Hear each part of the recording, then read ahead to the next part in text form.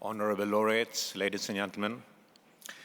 More than 150 years ago, a Swiss businessman, Henri Dunant, was traveling through present-day Italy, where he witnessed the carnage of the Battle of Solferino.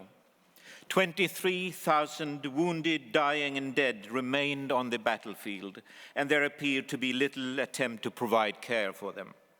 Shocked, Dunant took the initiative to provide assistance to the injured soldiers together with the local population. This was the beginning of the Red Cross, the idea of a neutral organization to care for the wounded. Fast forward to 2015, and the scenes like those seen at Solferino are not just pages from history book. They are happening in various parts of our planet this very day. Gino Strada is a man who has seen it all. He left a lucrative career to join at first the Red Cross and later on to set up his own organization, Emergency, whose mission is to provide medical assistance to those who need it most, be they civilians caught in crossfire, refugees fleeing from conflict, or the desperately poor who cannot afford even the most basic healthcare services. Dr. Strada has not only continued the legacy of Henri Dunant in providing medical care for people in war-torn countries, but he went a step further, speaking out against the root causes of conflict, of war, and of human suffering. As a New York Times reporter reflected after witnessing Dr. Strada's and his colleagues' work in Afghanistan, quote, "It is easy enough to dismiss pacifism as naive, but nowhere does it appeal more strongly to reason than among the wounded and the maimed. At Emergency's hospital in Kabul, it's not unusual to find Afghan national security forces recovering in the same ward as Taliban insurgents. And after a while, the ideas that make enemies of men lose their relevance. The daily spectacle of their impact on human bodies invalidates them," end of quote. Dr. Strada, Emergency's work has made a difference to millions of people around the world, and I hope that your message of peace is heard far beyond these walls. We will now watch a short film further introducing Dr. Strada.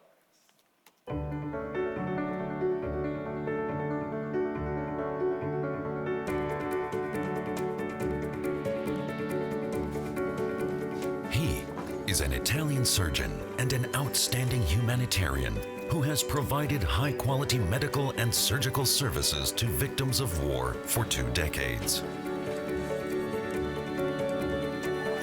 He fights against war, violence, and human suffering all over the world.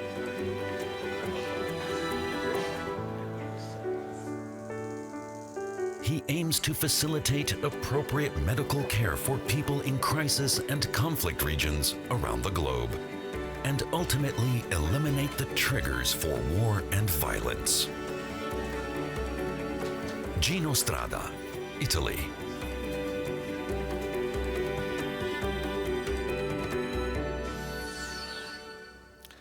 Ladies and gentlemen, please welcome to the rostrum Dr. Gino Strada.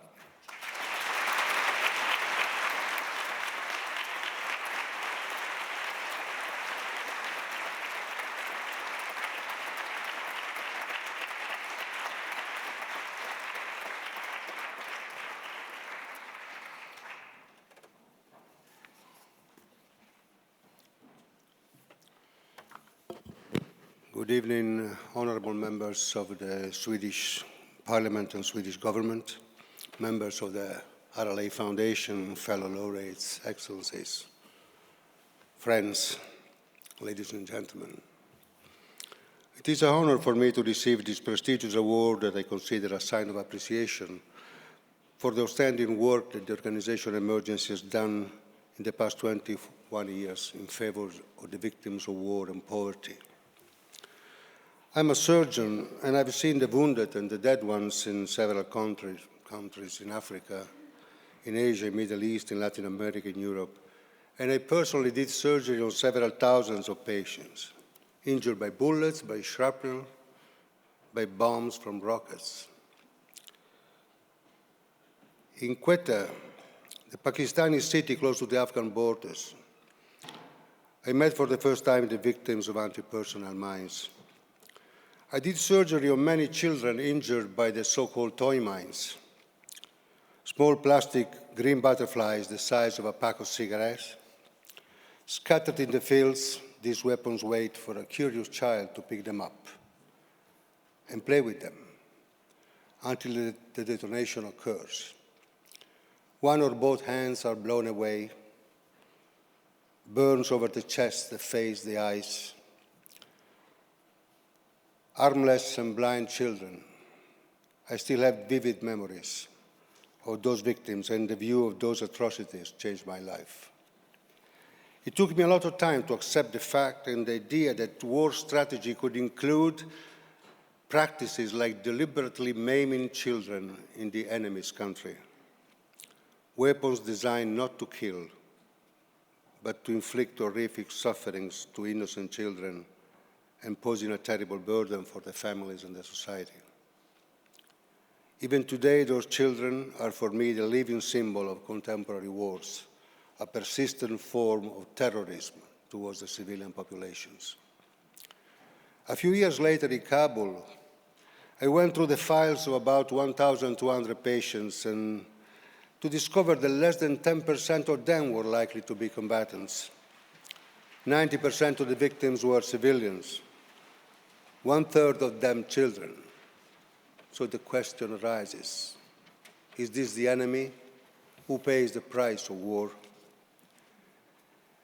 In the past century, the percentage of civilian victims of war has rose constantly from 15% in World War I to more than 65% in World War II. And in the 160 or more conflicts that the planet has experienced after the Second World War, 90% of the victims have been civilians, basically all over the world, very much like the data from Kabul. Working in war-torn regions for more than 25 years, I have witnessed this cruel and sad reality, perceived the magnitude of this social tragedy, of this carnage of civilians, mostly occurring in areas where health facilities are virtually non-existent. Over the years, Emergency has built surgical hospitals for war victims in Rwanda, in Cambodia, in Iraq, in Afghanistan, in Sierra Leone, in many other countries, and then expanded medical activities to include pediatrics and maternity, rehabilitation center, clinics, and first aid posts. I would say that the idea, the origin, the foundation of Emergency back in 1994 did not derive from a set of principles and declarations. It was rather conceived and born in operating rooms, in the surgical wards, because treating the wounded is neither generous nor merciful. It's simply just. It has to be done. In 21 years of activity, Emergency provided medical and surgical care to more than 6.5 million people. A drop in the ocean, you might say, but that drop made a difference for many. And somehow it has changed the lives of all those who have been sharing this experience, like me. Every time in the different conflicts we have been working in, regardless who was fighting against whom and for which reason, the result was always the same. War was nothing else than killing civilians, death, and destruction. The tragedy of the victims is the only truth of war. So, confronted daily with this dreadful truth, we embrace the idea of a community where human relationships are founded on solidarity and mutual respect. And this hope was actually shared worldwide in the aftermath of the Second World War. This hope led to the establishment of the United Nations, as stated in the preamble of the UN Charter, to save succeeding generations from the scourge of war, which twice in our lifetime has brought untold sorrow to mankind, and to reaffirm faith in fundamental human rights, in the dignity and worth of the human person, in the equal rights of men and women, and of nations, large and small. The indissoluble link between human rights and peace and the relation of mutual exclusion between war and human rights were also stressed in the Universal Declaration of Human Rights, signed back in 1948. All human beings are born free and equal in dignity and rights. And the recognition of this equal and inalienable rights is the foundation of peace, freedom, and justice in the world. You know, this declaration today sounds provocative, sounds offensive, sounds false. Not one among the signatory states has completely implemented, 70 years later, the universal rights they had committed to. The right to a dignified life, to a job and a home, to education and health care. In one word, the right to social justice. At the beginning of the new millennium, there are no rights for all, but privileges for few. And the single and most aberrant, widespread, and persistent violation of human rights is the practice of war. In all its forms, deleting the right to stay alive, war denies all human rights. I would like to stress once again that in most countries ravaged by violence, those who pay the price are women and children. 90% of the victims are civilians. We shall never forget that. We are living a very tragic period of our history. In the month of November 2015 alone, more than 4,000 civilians have been killed. In several countries, including Afghanistan, Egypt, France, Iraq, Libya, Mali, Nigeria, Syria, and Somalia, and the list can go on and on. Many more people have been wounded or maimed or forced to flee from their homes. Being witness of the atrocities of war, I have seen how turning to violence has most of the times only brought in more violence and suffering. War is an act of terrorism, and terrorism is an act of war. There's no difference. They share a common denominator, the use of violence. 60 years later, we are still confronted with the dilemma that posed in 1955 by leading world scientists in the so-called Russell-Einstein Manifesto. Shall we put an end to the human race, or shall mankind renounce war? Can we have a world without war to guarantee a future for the human race? The question is still there 60 years later. Many would argue that wars always existed. This is true. But it does not prove in any way that the recourse to war is inevitable, nor can we assume that a world without war is not achievable. The fact that war has marked our past does not mean that it has to be part of our future as well. Like diseases, war shall be considered a problem to solve, not a destiny to embrace or appreciate. As a doctor, I could compare war with cancer. Cancer vexes humanity and claims many victims. Does this mean that all the efforts of medicine are useless? On the contrary, I think it is exactly the persistence of this lethal disease that prompts us to increase all efforts to prevent it and to cure it. Conceiving a world without war is the most stimulating task the human race is facing. It is also the most urgent. Atomic scientists, through their doomsday clock, are warning human beings. The clock ticks now just 3 minutes to midnight, because international leaders are failing to perform their most important duty, ensuring and preserving the health and vitality of human civilization. The biggest challenge for the next decades is to imagine, design, and implement the conditions that will allow reducing the recourse to force and to mass violence until their full disappearance.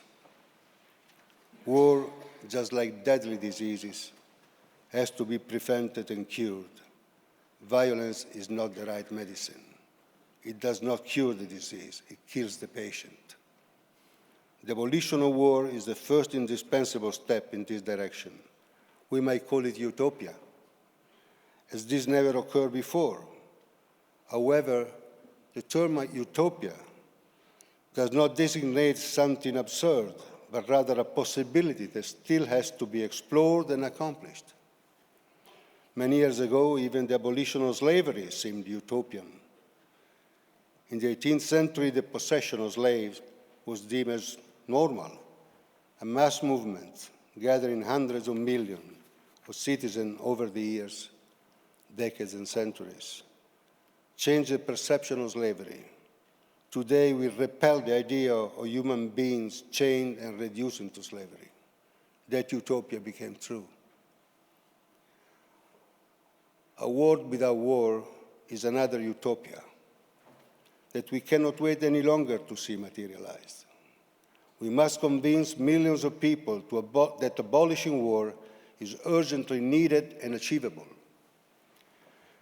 This must penetrate deeply in our consciousness until the idea of war becomes a taboo, expelled from the human culture and from the human history.